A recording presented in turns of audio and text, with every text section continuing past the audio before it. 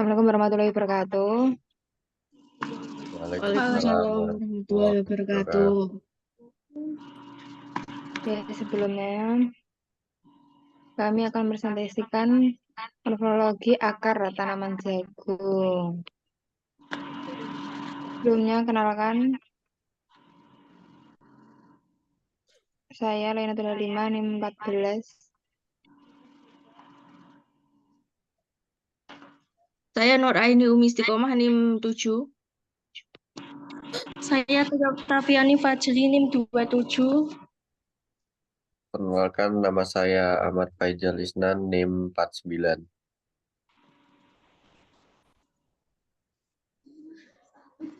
Selanjutnya, materi klasifikasi jagung. Kingdomnya rantai divisi Spermatophyta, subdivisi Angiosperma, kelas Monocotyledon, ordo Poales, famili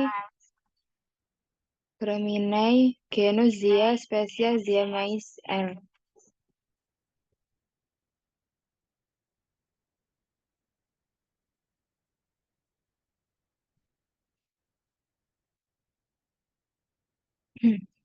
Jagung.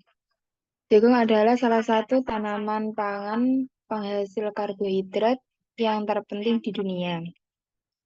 Selain gandum dan padi, bagi penduduk Amerika Tengah dan Selatan, bulir jagung adalah pangan pokok. Sebagaimana bagi sebagian penduduk Afrika dan beberapa daerah di Indonesia, pada masa kini, jagung juga sudah menjadi komponen penting pakan ternak. Penggunaan lainnya adalah sebagai sumber minyak pangan dan bahan dasar tepung maizena. Berbagai produk turunan hasil jagung menjadi bahan baku berbagai produk industri farmasi, kosmetik, dan kimia. Akar tanaman jagung. Jagung termasuk tanaman berakar serabut yang kedalamannya sampai 8 cm.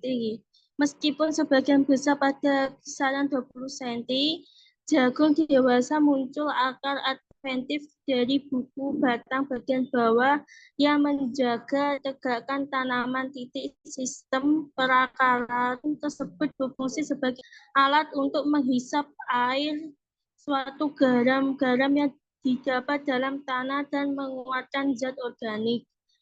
Senyawa yang tidak diperlukan serta sebagai alat pernapasan.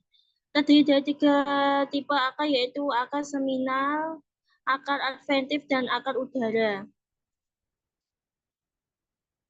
Akar seminal tumbuh dari radikula dan embrio. Pertumbuhan akar ini melambat, seiringnya muncul mula ke permukaan tanah dan akhirnya berhenti sama sekali.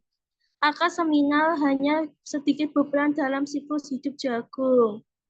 Akar seminal yang kebukaan dari radikula dan embrio, pertumbuhan akar seminal akan muncul melambat setelah mula muncul ke permukaan tanah.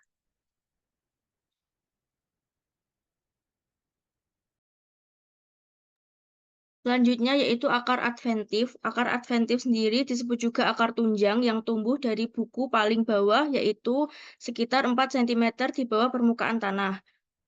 Fungsi utama dari akar tunjang ini sendiri adalah untuk menjaga tanaman agar tetap tegak, di samping membantu penyerapan air dan unsur hara tanah. Akar adventif merupakan akar yang semula berkembang dari buku di ujung mesokotil, kemudian set akar adventif berkembang dari tiap buku secara berurutan, dan terus ke atas antara 7-10 buku. Semuanya di bawah permukaan tanah. Akar adventif berkembang menjadi serabut akar tebar.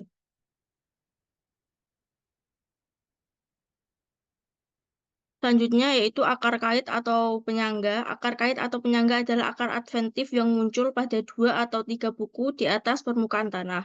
Fungsi dari akar kait atau penyangga sendiri ini adalah untuk menjaga tanaman agar tetap tegak dan mengatasi rebah batang.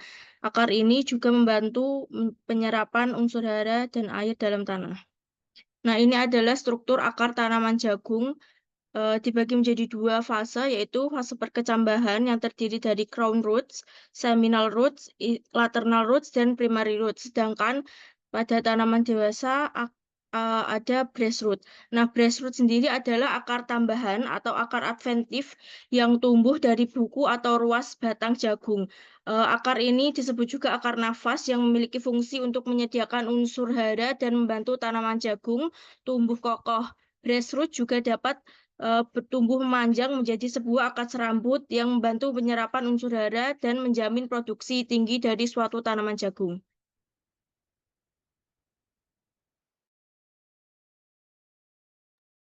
Di sini saya akan menjelaskan fungsi perakaran jagung. Yang pertama yaitu penyerapan air dan nutrisi. Akar jagung memiliki struktur akar rambut yang banyak dan panjang, yang memungkinkan mereka menyerap air dan nutrisi dari tanah. Akar juga dilengkapi dengan rambut dan mikroskopis yang meningkatkan permukaan penyerapan. Yang kedua yaitu pertukaran gas. Akar jagung juga berperan dalam pertukaran gas dengan udara yang di tanah, khususnya pertukaran oksigen dan karbon dioksida. Proses ini penting untuk respirasi tanaman. Yang ketiga yaitu stabilitas tanaman. Akar jagung menyerap kuat ke dalam tanah dan memberikan dukungan struktural yang penting bagi tanaman. Mereka menjaga tanaman tetap berdiri tegak, terutama saat tanaman dewasa dan terpapar angin atau hujan kencang. Yang ketiga yaitu interaksi simbiotik. Akar jagung yang dapat membentuk hubungan simbiotik dengan mikroba tanah, seperti bakteri dan jamur.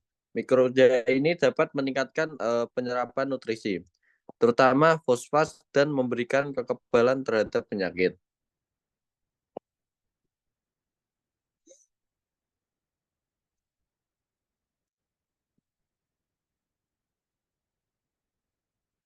Perkembangan akar jagung ke dalam dan penyebarannya tergantung pada varietas pengolahan tanah, fisik dan kimia tanah.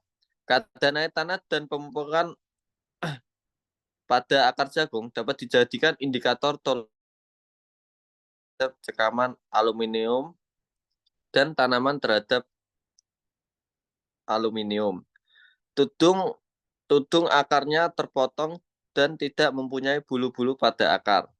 Akar seminal lainnya sedikit berperan dalam siklus hidup jagung. Akar adventif juga berperan dalam pengambilan air dan unsur hara.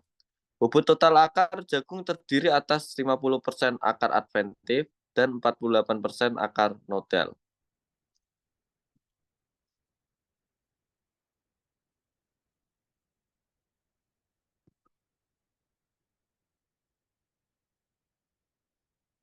Sekian presentasi dari kami. Jika ada kata salah dari kita, kami tutup. Assalamualaikum warahmatullahi wabarakatuh. Waalaikumsalam warahmatullahi wabarakatuh.